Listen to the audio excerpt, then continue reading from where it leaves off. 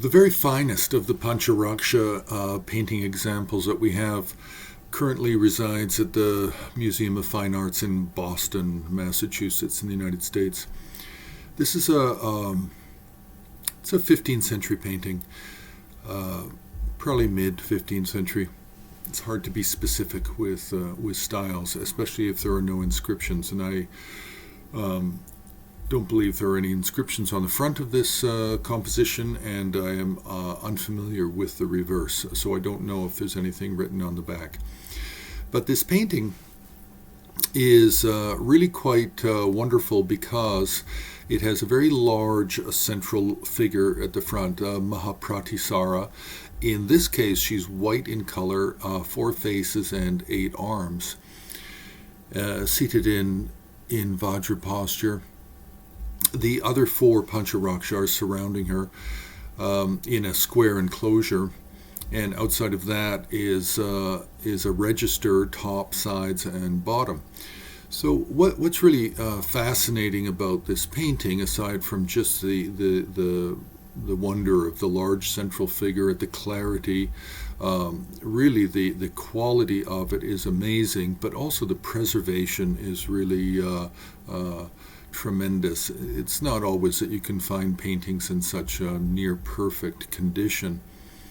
So this form of Pancha Raksha is actually following the Barilotsawa description of the full 56 deity mandala.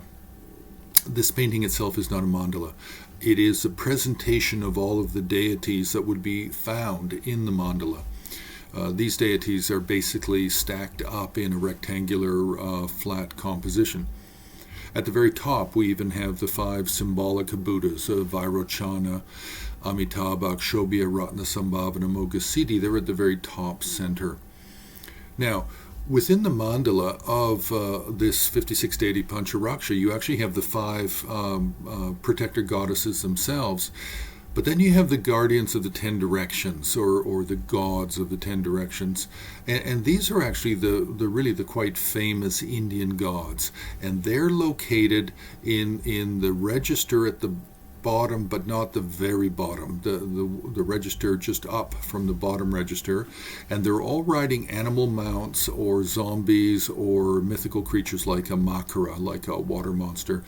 And these are Brahma, Indra, Varuna, Vishnu, Vayu, Yama. They're all the different Hindu gods that represent the different directions. And they're quite noticeable because they're actually riding these animal mounts or mythical creature mounts. Now, aside from the 5 Buddhas at the top, then descending on the registers at the side, what we have is we have the 9 heavenly bodies. Now these represent the planets and some extra things, and they also represent the 24 mansions, which represent stars and constellations. And then at the very bottom, at the right and left corners, are 2 standing figures each, or possibly not so standing, a little bit seated. They're the 4 guardian kings of the directions. So really what we have here is we have all of the deities included in this one painting.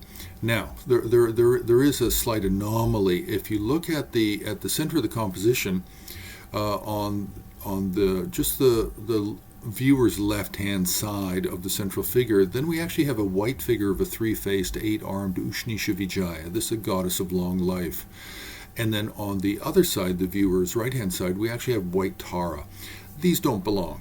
These are placed here by either the artist or placed here more likely by the consigner of the painting, who asked for these 2 special long life figures to be placed into the composition as well. So, regardless of that, we also have a donor figure at the bottom left side.